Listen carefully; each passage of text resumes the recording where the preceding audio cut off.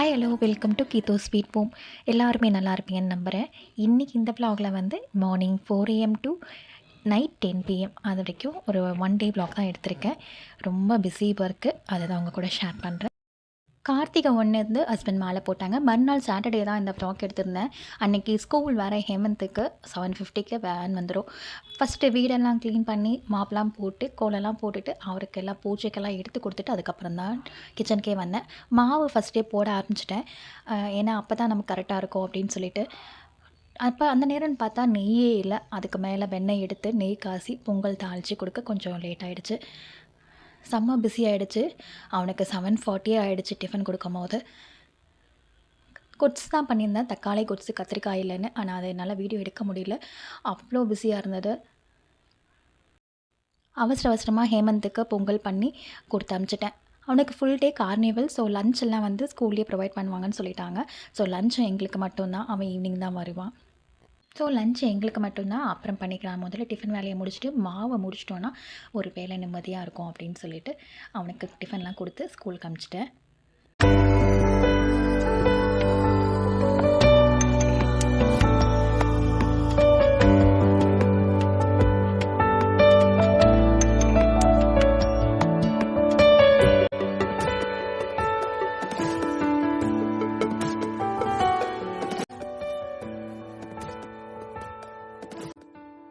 சனிக்கிழமை நாளே கொஞ்சம் வேலை அதிகம் தான். அதுவும் இன்றைக்கி வந்து ஐப்ப பூஜை வேறு பண்ணுறாங்க இல்லையா? ஸோ ரொம்பவே ஜாஸ்தி தான். பெட்ஷீட்ஸு பெட் ஸ்ப்ரெட்ஸு எல்லாமே எடுத்து வாஷ் பண்ணி மிஷினில் போட்டுட்டேன். காலையிலே டிஃபன் வேலையும் பார்த்துக்கிட்டு மாவு போட்டுக்கிட்டு இந்த வேலையும் முடிச்சுட்டேன்.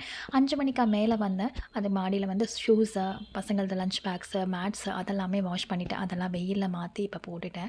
காலையில் இருட்டாக இருந்துட்டு வெயிலே எங்கே இருக்குன்னு தெரியல, அந்த மாதிரி இருந்தது. சரி அதெல்லாம் முடிச்சுட்டு கீழே வந்து மாவெல்லாம் எல்லாமே ஃபுல்லாக அரைஞ்சிடுச்சு. சரி அதெல்லாம் கலந்து ஃப்ரிட்ஜில் வைக்கலான்னு பார்க்கும்போது தான் ஃப்ரிட்ஜு ரொம்ப நாஸ்தியாக இருக்குது. ஆயுத பூஜைக்கு க்ளீன் பண்ணது, அதனால் சரி அதெல்லாம் க்ளீன் பண்ணிவிட்டு தொடச்சிட்டு அந்த ட்ரேஸ்லாம் எடுத்து போட்டு வாஷ் பண்ணிவிட்டு போய் கொண்டு போய் மாடியில் வச்சுட்டு வந்துட்டேன். ஒரு 1 ஹவர் காஞ்சா போதும். மாடியில் கொண்டு போய் எடுத்துகிட்டு போய் வெயிலில் வைக்கலான்னு சொல்லிட்டு வச்சுட்டேன். கையோட கவுண்டர் டாப்பை வந்து க்ளீன் பண்ணிடலாம் அப்படின்னு சொல்லிட்டு அதுக்கப்புறம் தான் சமையல் பண்ண ஆரம்பிக்கணும். என்ன தான் டெய்லி நம்ம தொடச்சாலும் இந்த ஆயிலெலாம் பட்டுட்டு கொஞ்சம் பால்கள் சிந்துச்சுன்னு வச்சுக்கோங்களேன், அதெல்லாம் வந்து ஒரு மாதிரி கறி ஆகிடும். அதனால் இந்த ஸ்டவ் பர்னரில் இரும்பு நார் வச்சு நல்லா விம் லிக்விட் வச்சு தேய்ச்சிட்டு அதுக்கப்புறம் ஈர துணி வச்சு தொடச்சிட்டாலே போதும், பளிச்சுன்னு ஆகிடும். என்ன கஷ்டம்னாலும் அது என்னால் விடவே மனசு வர மாட்டேங்குது. கஷ்டமாக இருந்தாலும் அது செஞ்சுடுவேன்.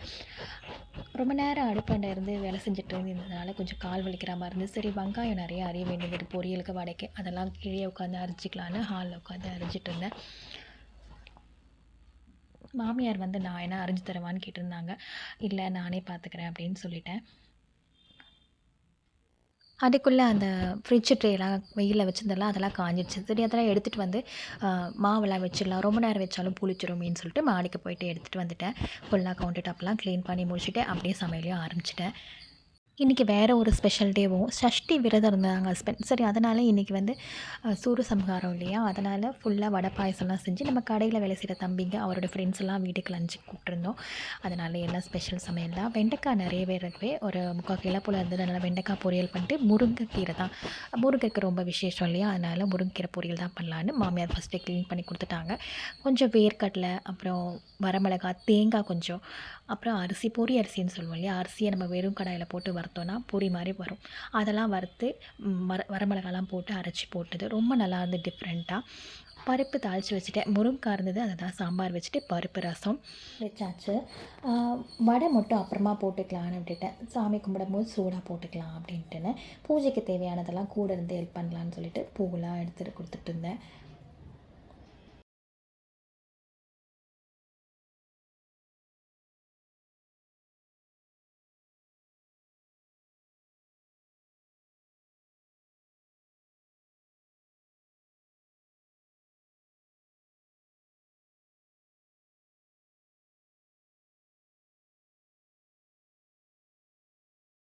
பன்னெண்டு மணிக்குள்ளே எல்லாமே முடிச்சுட்டேன். வடை மட்டும் சூடாக தட்டிக்கலான்னு சொல்லிட்டு வச்சுருந்தேன். அதுவும் வந்து அவர் வரவே நான் வடையும் தட்டி போட்டுட்டேன். அப்போ தான் சாமிக்கு நைவேத்தியம் பண்ணணும்னு சொல்லிட்டு.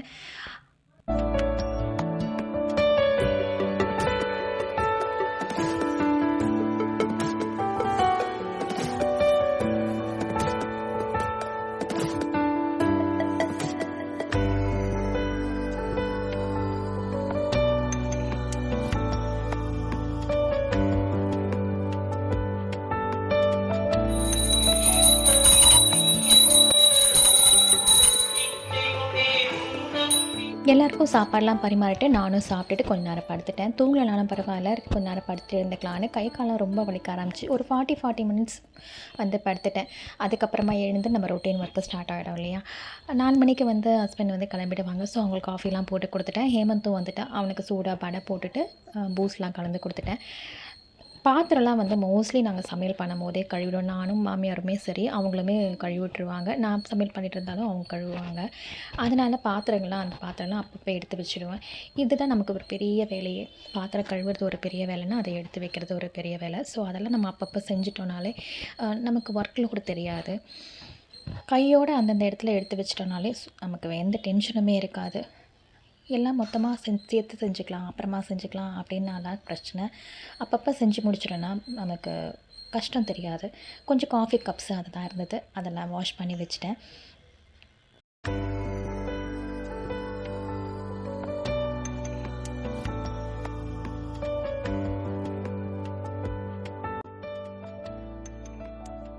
எனக்கு ஒரு ஆசை. ஒரு நாளாவது ஃப்ரீயாக நிம்மதியாக தூங்கணும் அப்படின்னு சொல்லிட்டு. என்னடா சாட்டர்டே, சண்டே பசங்களுக்கு ஸ்கூல் இல்லை அப்படின்னாலும் எதனாவது ஒரு வேலையோ, ஏதோ ஒரு ஃபங்க்ஷனோ ஏதாவது ஒரு வந்து நம்மளை எழுப்பி விட்டுடும்.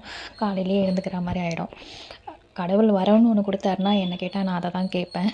ஒரு நாள் எனக்கு நிம்மதியான தூக்கத்தை கொடுப்பா அப்படின்ட்டு மோஸ்ட் ஆஃப் த லேடீஸ் வந்து அதுவும் ஒர்க்கிங் உமன்ஸ் வந்து இதை தான் கேட்பாங்கன்னு நினைக்கிறேன் நான்.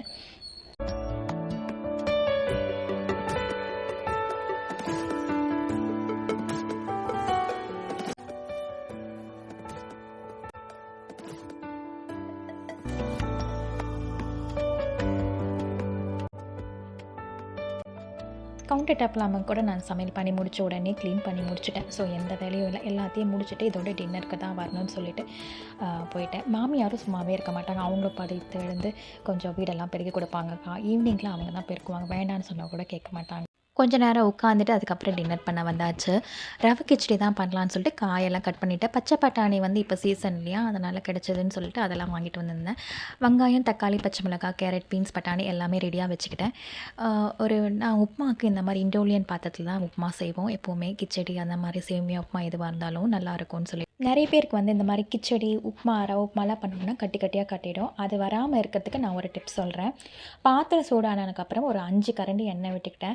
அதுக்கப்புறம் நான் உளுத்தம்பருப்பு, கடலப்பருப்பு, கடுகுலாம் போட்டுட்டு ஒரு 2 பட்டை துண்டு வந்து உடச்சி போட்டுட்டேன்.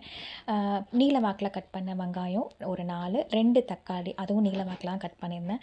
அதெல்லாம் போட்டு நல்லா வதக்கிட்டு, பச்சை மிளகாய் காரத்துக்கு ஏற்ப கருவேப்பிலை எல்லாம் போட்டு நல்லா வதக்கிட்டு, நம்ம கட் பண்ணி வச்சுருக்க காய்கறி, பட்டாணி எல்லாத்தையும் போட்டு உப்பு, மஞ்சத்தூள் போட்டு மூடி வச்சிடணும். நல்லா கொதிக்கணும். நல்லா கொதிச்சதுக்கப்புறமா கொஞ்சம் காயெல்லாம் வெந்திருக்கான்னு பார்த்துட்டு ரவையை மெதுவாக சிம்மில் வச்சுட்டு நம்ம கிளறி விட்டுக்கிட்டே கொட்டணும். அதுக்கப்புறமா வந்து சில பேர் வந்து அப்படியே மூடி வச்சுருவாங்க. அதுதான் பெரிய தப்பு. நம்ம மூடக்கூடாது, அப்படியே கிளறிட்டே இருக்கணும். ரவை வந்து சீக்கிரமாகவே உங்களுக்கு வந்து ரெடி ஆகிடும். அதனால் ஒரு 2 நிமிஷம் நம்ம கிளறினா போதும், உப்புமா ரெடி ஆகிடும். அதுதான் பாருங்கள். கடைசியாக நெய் ஒரு ஸ்பூன் போட்டு இறக்கிட்டோன்னா சூப்பரான ரவை கிச்சடி ரெடி. ஈஸியாக செய்யலாம். அதுக்கு காரமாக ஒரு தேங்காய் சட்னி வச்சோன்னா செம்ம சூப்பராக இருக்கும். ட்ரை பண்ணி பாருங்கள். இந்த வீடியோ உங்களுக்கு பிடிச்சிருந்தா லைக் பண்ணுங்கள், ஷேர் பண்ணுங்கள், கமெண்ட் பண்ணுங்கள். மறக்காமல் சேனலை சப்ஸ்கிரைப் பண்ணுங்கள். வேறு ஒரு நல்ல விலாகில் உங்களை திரும்பவும் சந்திக்கிறேன். நன்றி.